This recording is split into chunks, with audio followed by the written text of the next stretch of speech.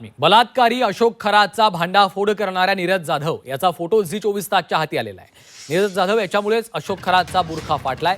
नीरज हा कॅप्टन खरातच्या कार्यालयामध्ये office boy म्हणून कार्यरत होता।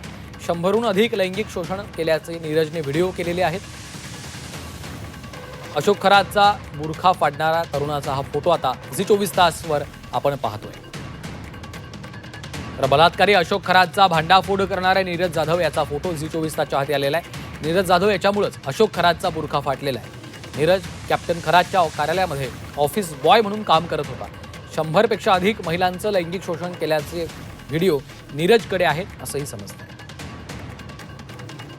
योगेश खरे आमचे प्रतिनिधी सध्या फोन लाईनवरनं आपल्यासोबत जोडले गेलेले आहेत। योगेश, खरातचा भांडाफोड करणारा नीरज जाधव त्याचा आता हा फोटो आपण झी 24 तासच्या माध्यमातून दाखवतोय। काय अधिकचे अपडेट्स आहेत? खरंय, नीरज जाधव हा या सर्व प्रकरणातला मुख्य गाभा आहे। नीरज जाधवनेच पूर्णपणे खरा त्यांना अंधारात ठेवून त्यांच्या या सगळ्या भोंदूगिरीचं शूटिंग केलं आणि ते सर्व यांचं शूटिंग त्याने आपल्याकडे जमा करून ठेवलेलं होतं।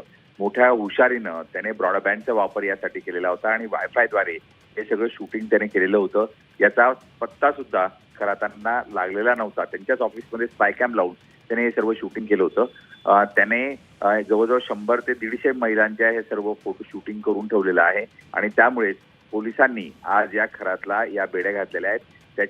त्याच्या या पुराव्यांमुळं मोठा जो फटका आहे तो खरातला बसलेला आहे। खरातचं संपूर्ण संस्थान आज पूर्णपणे उघडं पडलेलं आहे। मात्र एकूणच या नीरज जाधव सध्या कुठे आहे याबाबत पोलिसही अजून शोध घेत आहेत। त्याला ताब्यात घेतल्याचं बोललं जात आहे। त्याला एका सुरक्षित स्थळी त्याच्या फ्लॅटवर ठेवण्यात आलंय आणि त्याला 2 पोलिसांची सुरक्षा देण्यात आली आहे असंही म्हटलं जात आहे। मात्र एकूणच सध्या तो कुठे आहे याबाबत अजून कोणीही पूर्णपणे वाच्यता केली नाही। मात्र आता नीरज जाधवचा फोटो समोर आल्यामुळे कदाचित तो कुठे आहे हेही समजू शकेल। ठीक, निश्चित।